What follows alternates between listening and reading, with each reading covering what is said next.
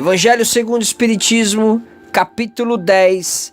Bem-aventurados que são misericordiosos. O perdão das ofensas, itens 14 e 15.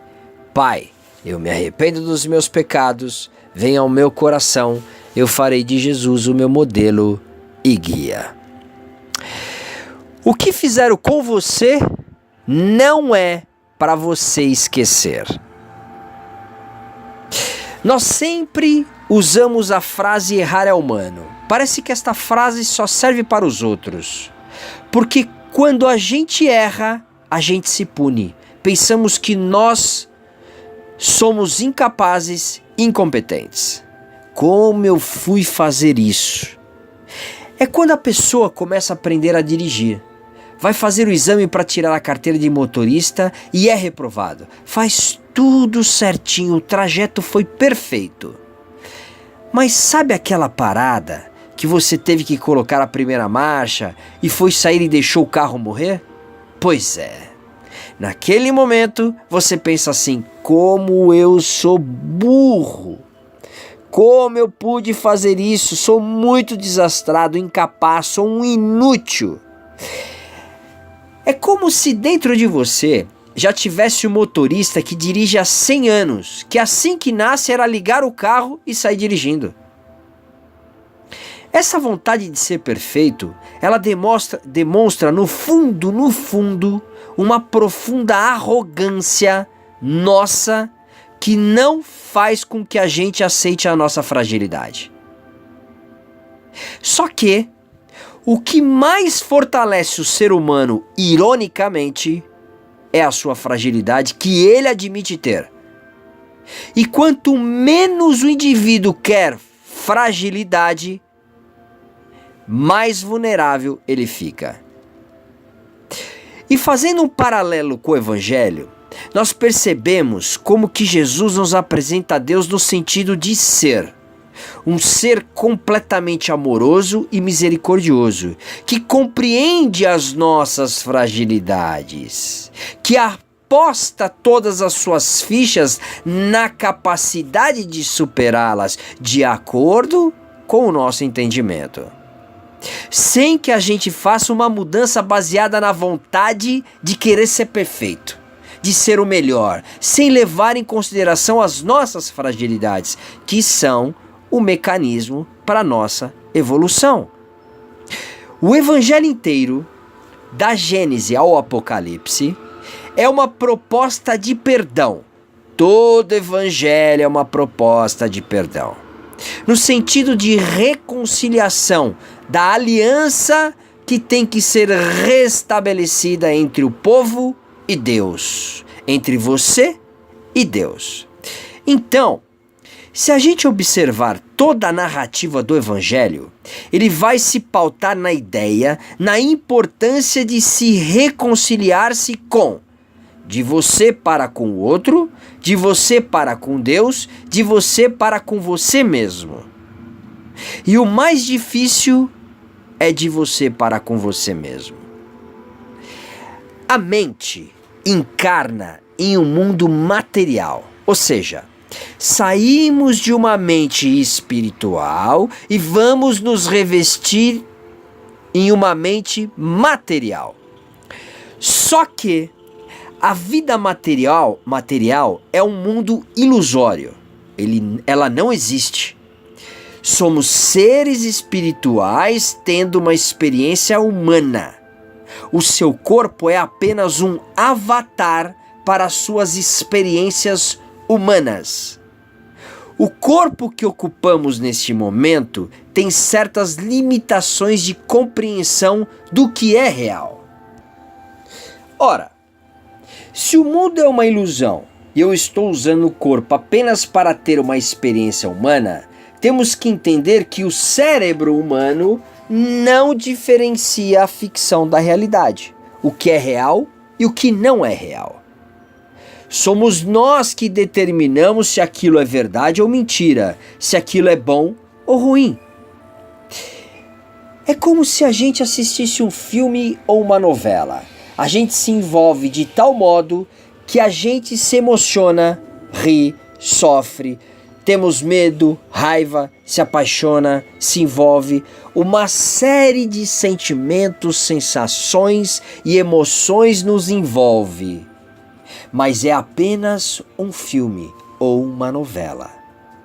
Lembre-se, a mente não diferencia a ficção da realidade, o que é real e o que não é real, o que é verdade ou mentira, se aquilo é bom ou ruim.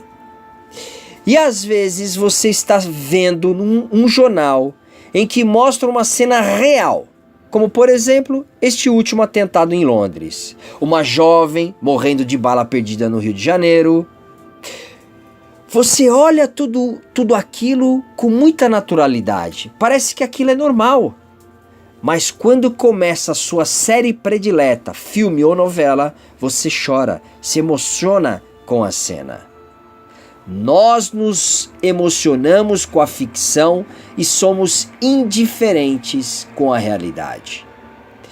Isso mostra o seguinte: no mundo material, nós enfrentamos realmente a dificuldade de acreditar que a vida é uma ilusão. Este conceito é importantíssimo para que a gente trabalhe a ideia de ressentimento e mágoa. O que é um ressentimento? É sentir tudo de novo. Se a mente não diferencia ficção da realidade, toda vez que você lembra de algo ruim, você passa a sentir tudo de novo. Alguém, uma cena, uma palavra, alguém te disse algo ou você fez algo que você se machucou, uma sensação que te fez parecer ridículo, você fica com um sentimento ruim com relação àquele evento que você provocou ou provocar em você. E de vez em quando, somente de vez em quando, você se lembra do ocorrido, daquela pessoa, daquela situação, mas é somente de vez em quando. Isso se chama ressentimento. Tem gente aqui que se ressente de um fato quando era criança e hoje já é um adulto. Tem gente aqui que se ressente com um parente próximo que já morreu há mais de 30 anos atrás. Tem gente aqui que se ressente com o que ganhou ou deixou de ganhar e não consegue perdoar aqueles que não te deram. Tem gente aqui que se ressente por aquilo que fez ou deixou de fazer e carregam a culpa até hoje por não ter feito ou deixado de fazer. Isso é mágoa. Você guarda um evento, uma cena, uma situação e dá a ela uma duração que ela não merece. Ora, se a tua vida é uma ficção, ela não é real, por que você carrega mágoa e ressentimentos? Jesus no Evangelho não está pedindo para você não ficar chateado com o que te aconteceu. O que ele está dizendo é: não vale a pena nenhuma guardar o evento para ser sentido de novo, de novo, de novo e de novo. E Jesus diz: irai-vos, mas não pequeis. Não deixai que o sol se ponha sobre vossa ira. Traduzindo, fique bravo, fique com raiva, se sinta ofendido, isso é ficar com ira naquele momento, mas não revide, não carregue mágoa e nem ressentimentos. Irai-vos, mas não pequeis, não guarde isso dentro de você. Tem gente ressentida até hoje por algum fato que passou com ela quando era criança. Não deixe que o sol se ponha sobre a vossa ira. Não carregue esta mágoa e ressentimento dia após dia, ano após ano. É normal que você sinta raiva, ódio. Isso é humano. É normal que você sinta a vontade de reagir. Agora, carregar isso dentro de você ano após ano, porque o seu pai, a sua mãe, o seu irmão, o seu amigo, seja lá quem for, fez algo com você? Ou se autopunir porque você fez isso ou aquilo? Isso, na psicologia, tem um nome: infantilidade emocional. Continuar com ressentimento, com mágoa de um evento que passou é infantilidade emocional. Isso tem que ficar naquele tempo.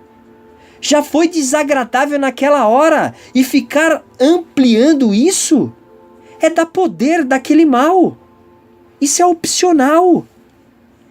Você não tem como controlar o que acontece com você, mas tem o poder de reagir ao que acontece com você. Isso é opcional. Observe em uma família que tem 5, 6 filhos, o pai é alcoólatra.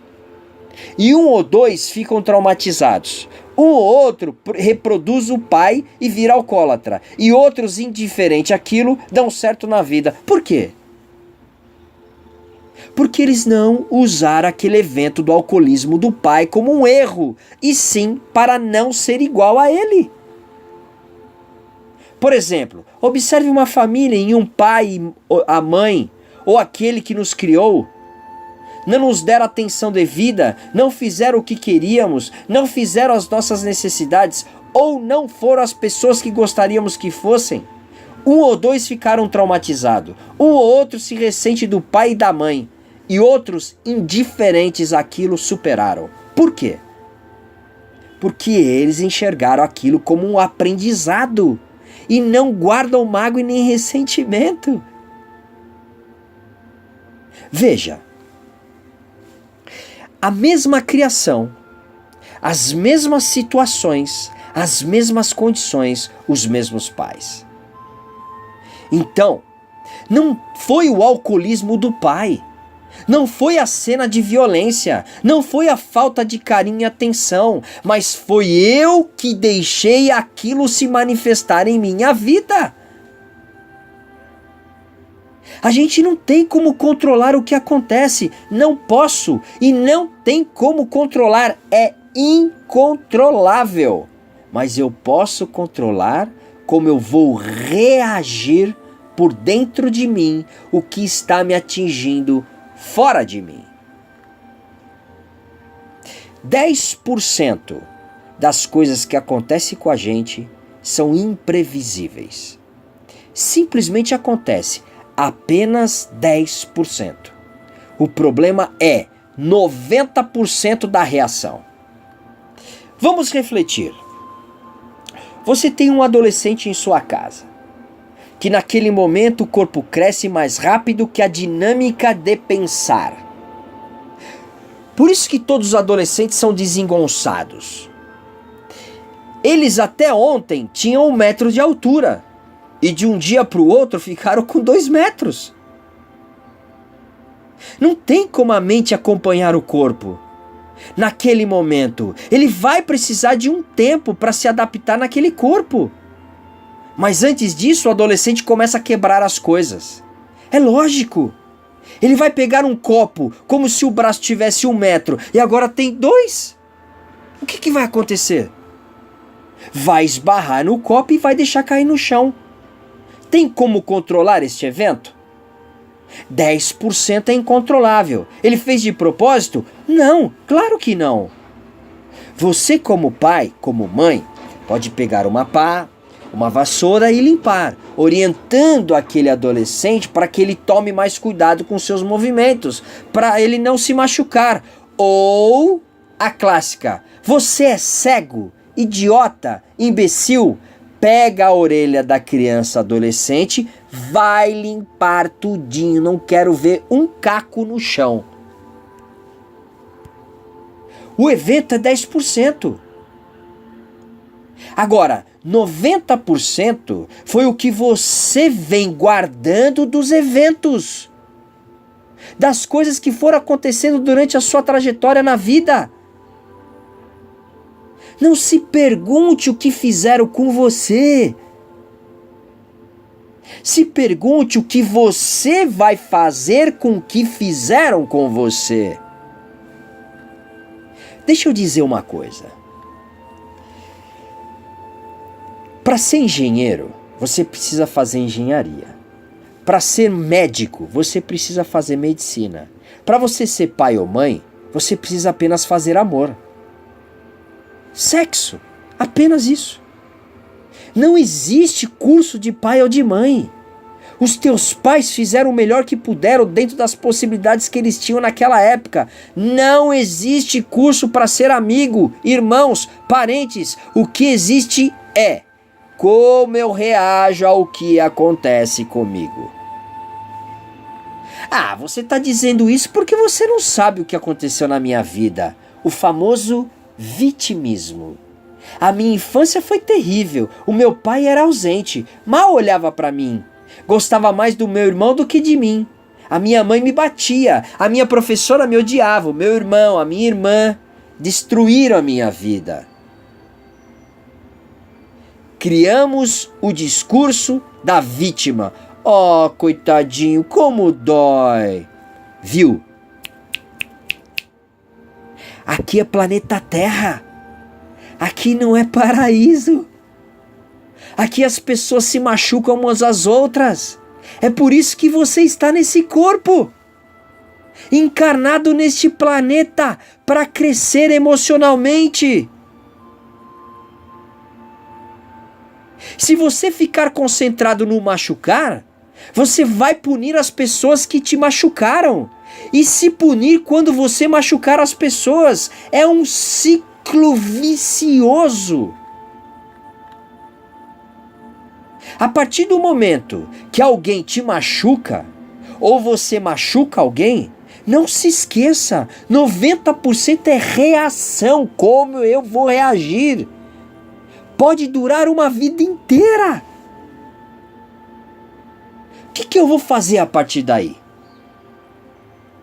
Que sentimento vai vir? Mágoa? Ressentimento? Superação? Aprendizado? Tomem cuidado com as suas escolhas. Tomem cuidado com como você vai se comportar a partir daí. Porque a não ser que você tenha que resgatar alguns débitos do passado, a sua doença ou a doença que você vai adquirir, na maior parte dos casos, é devido ao seu comportamento. E geralmente o comportamento mais associado à doença é o ressentimento. Perdoar e se perdoar é uma questão de saúde pública. Por quê? Porque quando você está magoado ou ressentido com alguém, esta pessoa está ótima. Muitas vezes nem se lembra do que aconteceu. E você corroendo os dedos, alimentando todos esses sentimentos. Quem ofende, esquece. O ofendido não.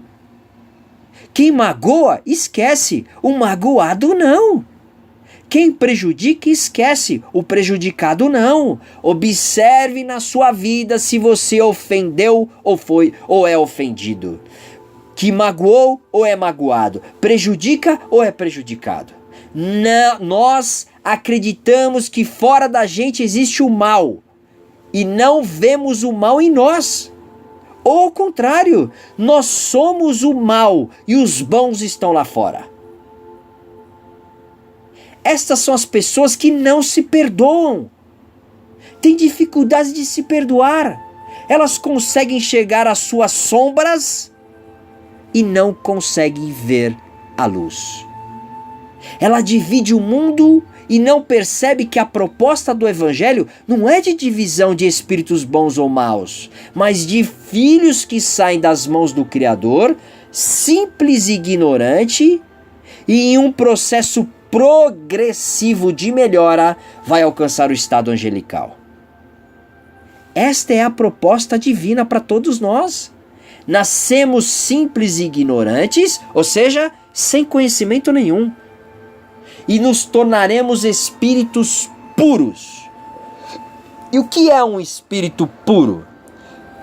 No livro dos Espíritos, na pergunta 112, ele diz o seguinte: não sofrem nenhuma influência da matéria, possuem superioridade intelectual e moral absoluta em relação aos espíritos dos outros grupos. Os espíritos desse nível já percorreram todos os graus da escala e se libertaram de toda a influência da matéria. A matéria não existe. Existe a perfeição da criatura e existe a perfeição de Deus, que é inatingível. Saímos das mãos do nosso Criador simples e ignorante, vamos adquirindo experiências em corpos físicos até chegarmos à perfeição relativa, porque absoluta só existe um: Deus. O que quer dizer tudo isso? No universo criado por Deus, não existe o bem e o mal. Não existe pessoas incapazes ou capazes. Não existe felizes ou infelizes. Não existe os coitadinhos, as vítimas. O que existe são filhos, espíritos em diversos níveis de evolução, um aprendendo com o outro. Por isso, independente aonde você está hoje, independente do seu estado emocional, espiritual e sentimental, continue. Continue buscando a melhora. Continue buscando se adaptar às coisas que vão te acontecendo. Não culpe ciclano ou beltrano pelo que aconteceu em sua vida, ou o que você deixou de fazer e de ter. Ao invés de você é mal e eu sou bom, o que aconteceu comigo foi bom ou mal, dê um passo à frente. E nunca se esqueça, o que passou ou o que fizeram com você não é para você esquecer. Não esqueça. Apenas dê um passo à frente e aprenda, se desenvolva, se adapte, adquira novos sentimentos e emoções com base no que aconteceu com você. Ou seja, o que aconteceu com você foi bom. Foi um aprendizado para que você dê o próximo passo, evolua na escada íngreme da evolução. Todos que estão aqui encarnados têm que dar esse passo à frente. Você muda, a pessoa muda, todos nós vamos mudar. E dê um novo significado ao que aconteceu com você. Os nossos sentimentos geram os nossos pensamentos. Os nossos pensamentos geram o nosso comportamento. E o nosso comportamento gera as nossas ações, que são os 90%. É o que você sente, são as suas emoções e os seus sentimentos que determinam a sua vida. Mas, se a ação é tão importante, o que nos impede de dar um passo à frente? O medo. O medo, a dúvida e a preocupação são alguns dos maiores obstáculos que nos impedem de avançar. Reconhece-se o verdadeiro espírita pela sua transformação moral e pelos esforços que faz para domar as suas imperfeições. Você não vai conseguir matar o seu medo, a sua preocupação, as suas mágoas, os seus ressentimentos. A proposta aqui é outra. É domar, é dar um novo significado às coisas que te acontecem ou que te aconteceu. Não se trata do tamanho das coisas que te aconteceu, entenda isso. Se trata do seu tamanho. Ou você é uma pessoa que se lamenta, que se acha vítima de tudo e de todos, ou é alguém que não se abala, que levanta, sacode a poeira e dá a volta por cima. A escolha é sua. De hoje em diante, quando você se vir culpando os outros, se justificando ou se queixando, pare imediatamente. Lembre-se, de que você está criando a sua vida e atraindo para ela a todo momento algo positivo ou algo negativo. É fundamental que você escolha cuidadosamente os seus pensamentos e as suas palavras. Faça uma autoanálise, conscientize-se, observe os seus pensamentos, os seus medos, as suas crenças, os seus hábitos, as suas atitudes e a falta de mudança de pensamento. Por quê? Porque 80% dos nossos pensamentos se repetem todos os dias. Coloque-se sob a lente de um microscópio, estude-se. Na maior parte do tempo da nossa vida, somos como robô. Agimos no automático, dirigidos por condicionamentos passados, pelo que fizeram comigo, pelo que eu fiz ou deixei de fazer e por velhos modos de pensar e de agir. Esta noite, estamos tendo a oportunidade de conscientizar, de despertar, de acordar. Nenhum pensamento mora de graça na sua cabeça. Vou repetir, nenhum pensamento mora de graça na sua cabeça. Nós temos que entender isso, pelo amor de Deus. Ou te levam à felicidade, ou te levam à infelicidade. Te fortalecem ou te enfraquecem. Foi você quem os criou em sua vida até hoje. Baseada nas suas experiências, em tudo aquilo que vem acontecendo com você ao longo da sua trajetória encarnatória. Nós somos hoje a soma das nossas experiências encarnatórias. Observe os seus pensamentos e só alimente aqueles que te fortalecem. Você não é vítima.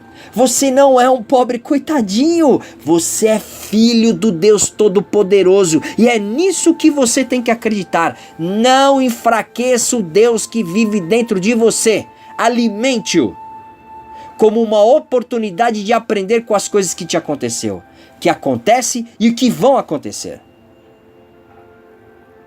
Viu? A felicidade não é obtida como uma vida de lamentações, de mágoa, de ressentimento, em que ficamos o tempo todo nos perguntando o que mais poderia ter acontecido. E se? E se eu tivesse feito isso ou aquilo? E se eu tivesse uma vida assim ou assado? E se? E se? E se? A felicidade surge como resultado de estarmos no nosso estado natural de crescimento e aprendizado. E vivendo ao máximo com as lições que a vida nos apresenta. Outra coisa. Pare de se preocupar com o que os outros vão dizer, falar. Viva a sua vida. Eu não vou fazer isso ou aquilo. O que as pessoas vão pensar? Eu fiz isso ou aquilo. O que as pessoas vão dizer? O que fulano, ciclano, beltrano pensa a seu respeito é problema deles. Isso não é problema seu. Eles podem pensar o que quiserem a seu respeito. Eu não posso chegar tarde em casa. O que o porteiro vai pensar? Eu não vou fazer isso. O que minha avó vai pensar? Se eu não fizer as coisas certas, o que as pessoas vão dizer? Eles podem pensar o que quiserem a seu respeito. Pare de viver a vida dos outros, das outras pessoas e viva a sua vida, a sua história. Por tudo isso, eu acredito e declaro, a partir de agora, a sua mente não é mais o capitão do navio. Você é o capitão e a sua mente está sob as suas ordens. Se você ouviu essas palavras, apenas diga obrigado.